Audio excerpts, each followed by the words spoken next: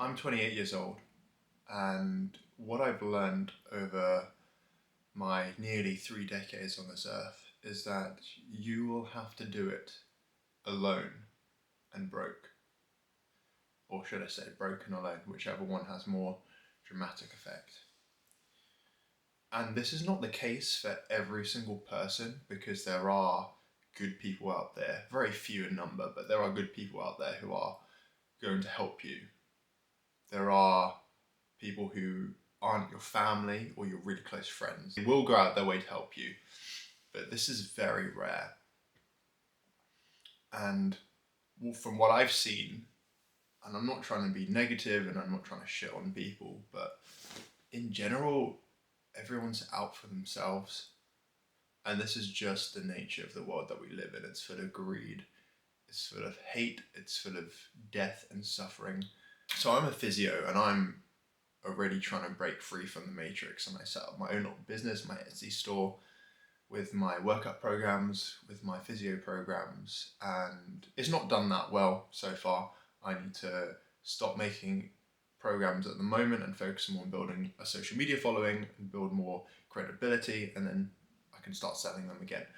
But I had a few friends, and one friend, or not really a friend, but a school friend or acquaintance, should I say, and we reconnected several months ago, and I thought we were cool, thought we were friends. And he asked me for help regarding his knee. So I said, fine, that's totally fine on a Sunday when I don't normally like to talk about physio stuff. And I was on the phone with him for 45 minutes, basically giving him a free physiotherapy consultation, which I normally would charge for, and I didn't charge him for it at all. And he said, thank you, and then hung up, and that was it, right? So funny when people only call you when they need something, but I'm glad I could help.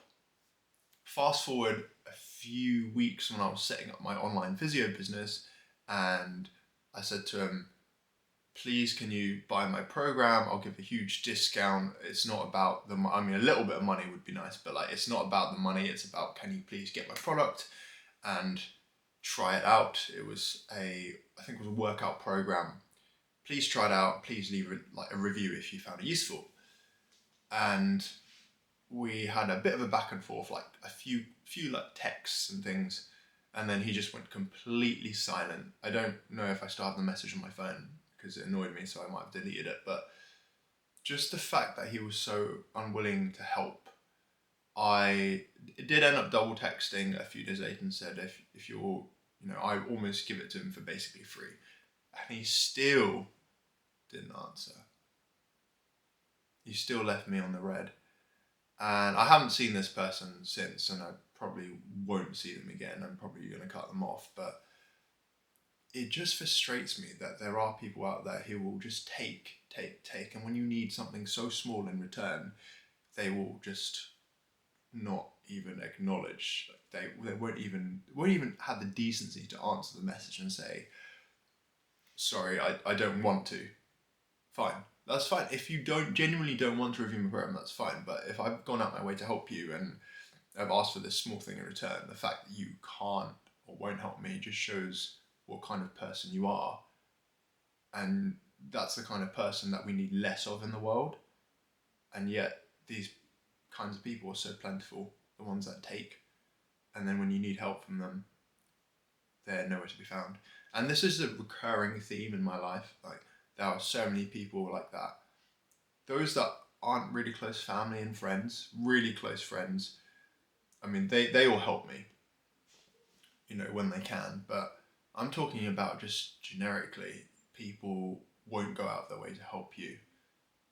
And it's been a real reality check for me to know that it's not all sunshine and rainbows, and there are really, really bad people in the world. There are apathetic people around. There are people who are incredibly selfish and will take things from you and aren't your real friends, because when you need them, there'll be nowhere to be found.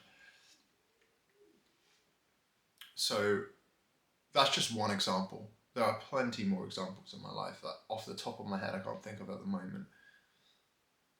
But that's just something that I find really deflating And in the future, when I have a family and kids, I'm still going to teach them to try and be a light in the world and try and help other people, even if other people try and shit on them and step on them.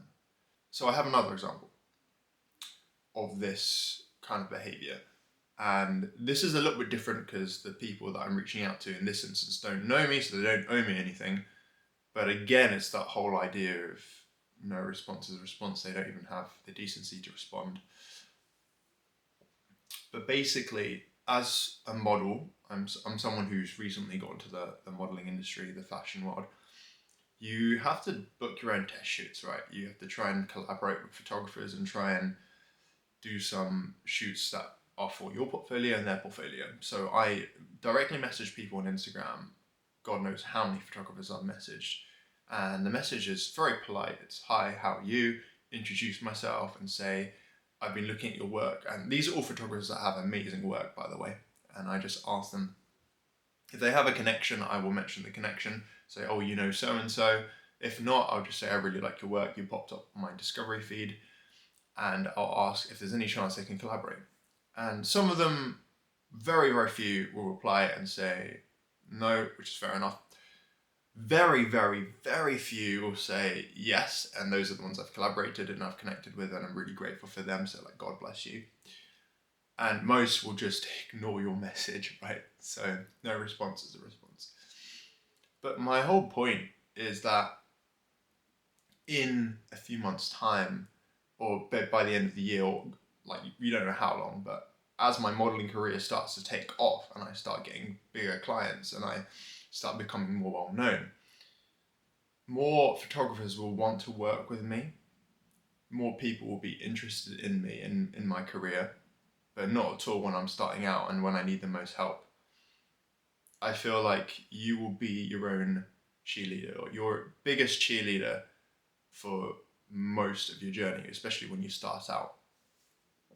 You have to do it alone and broke, and you'll be the loudest clap in the room for a long time. When you need the most support is when you'll have the least, and when you need the least support, you'll have the most.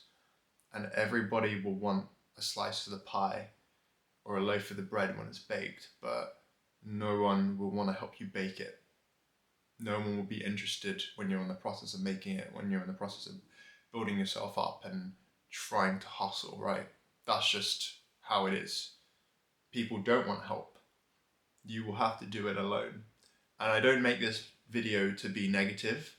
This is just a reality check that I've had to come to terms with. It's okay that most people don't help you, because ultimately you come into this world alone, and when you die, you leave this world alone.